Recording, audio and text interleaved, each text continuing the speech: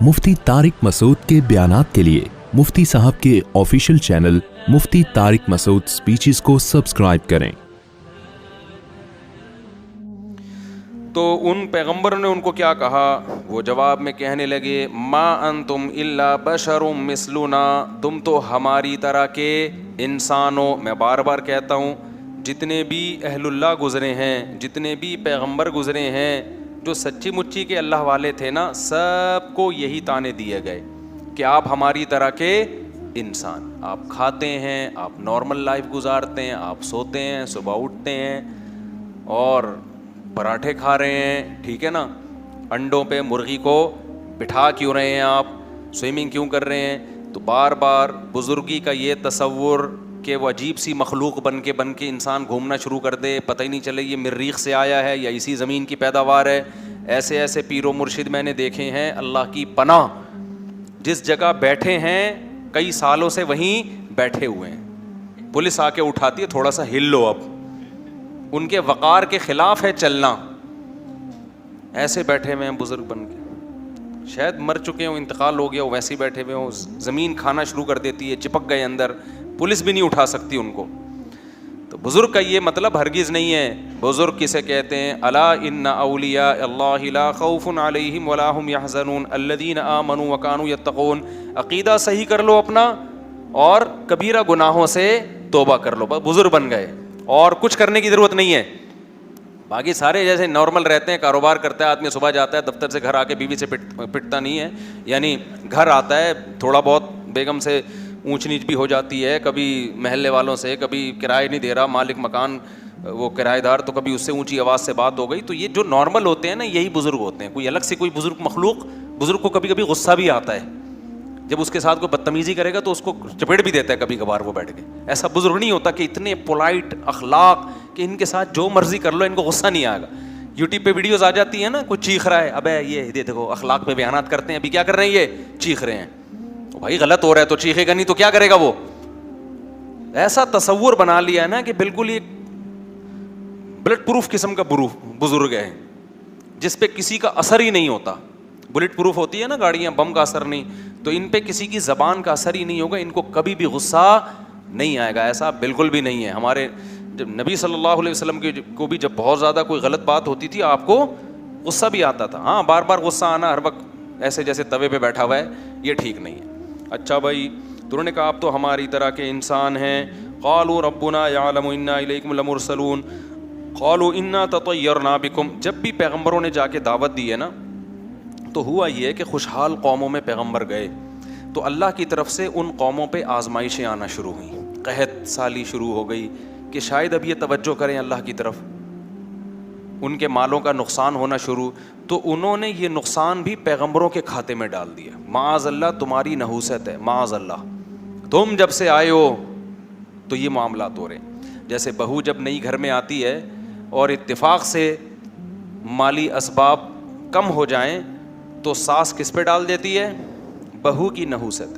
हालांकि ऐन मुमकिन है बहू के साथ जुल्म की नहूसत हो।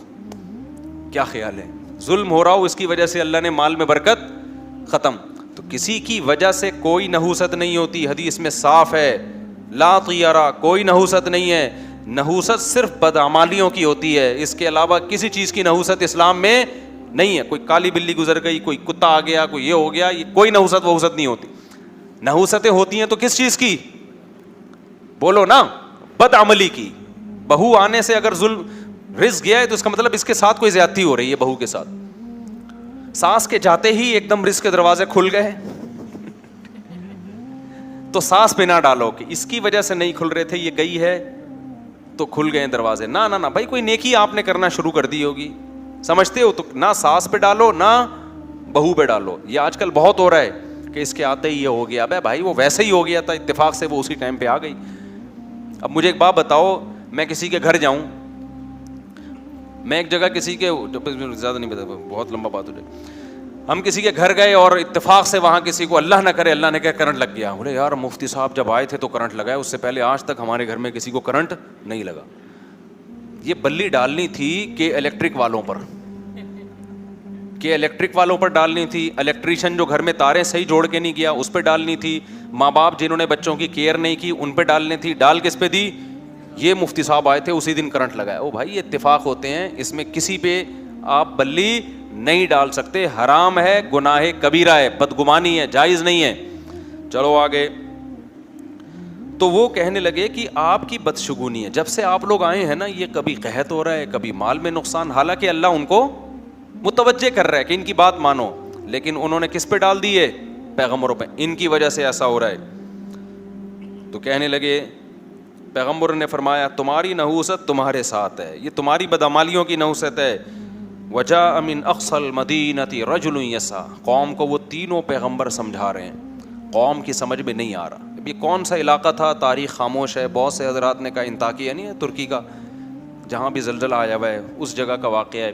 اور ایک قبر بھی تھی وہاں پہ, میں جب چند سال پہلے گیا تھا تو وہ اس شخص کی قبر بتائی جاتی ہے, من اقصى المدینۃ رجل یسعی. قرآن کہتا ہے شہر کے کنارے سے ایک شخص دوڑتا ہوا آیا.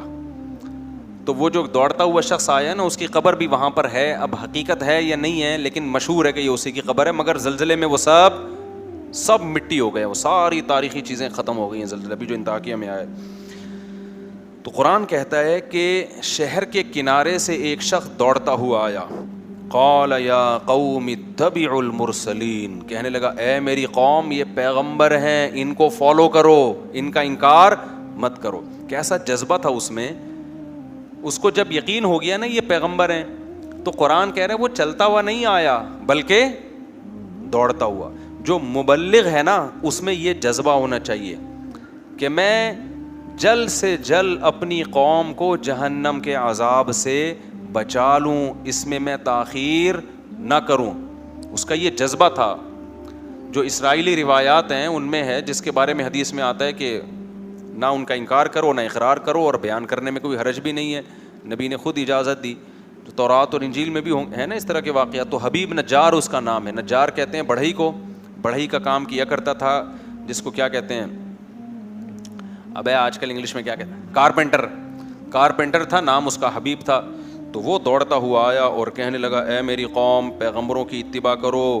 اتبعوا من لا يسألكم اجرا وهم مهتدون. دیکھو ان کے اندر دو ایسی چیزیں ہیں جس سے پتہ چلتا ہے کہ یہ واقعی پیغمبر ہیں.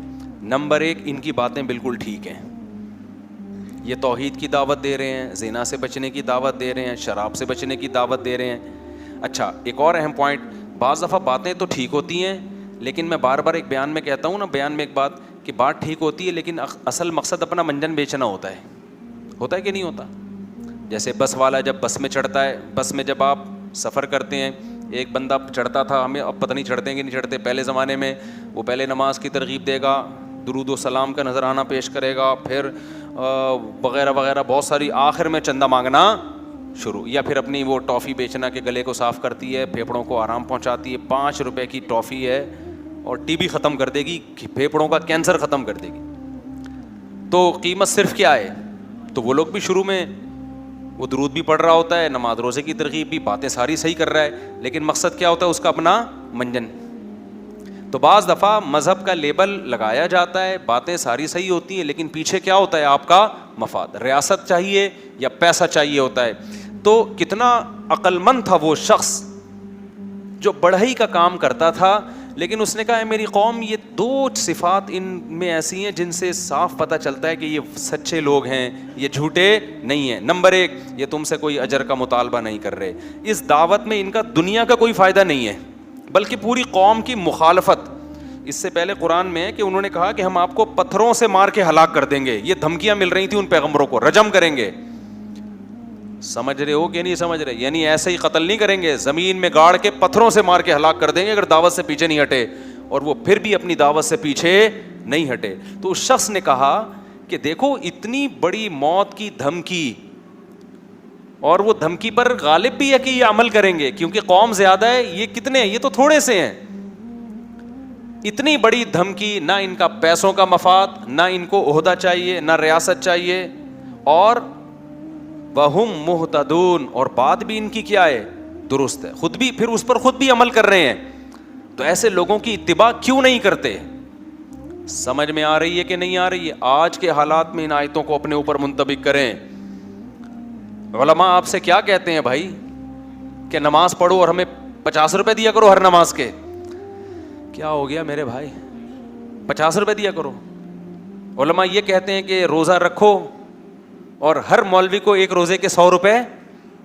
कोई फ़ायदा है आपके रोज़ा रखने से मौलवी साहब को या उलमा को कोई फ़ायदा है? तबलीग वाले कहते हैं सर रोज़े के लिए निकलो, तो क्या मतलब, जब निकलोगे तो गोश्त सस्ता हो जाएगा तबलीग वालों का, ये टमाटर सस्ते हो जाएंगे इससे?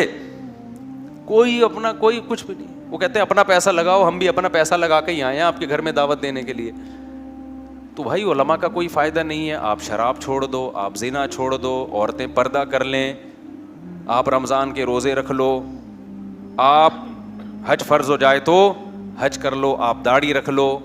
उलमा का इसमें कोई फ़ायदा नहीं है, तो फिर क्यों फॉलो ना किया जाए?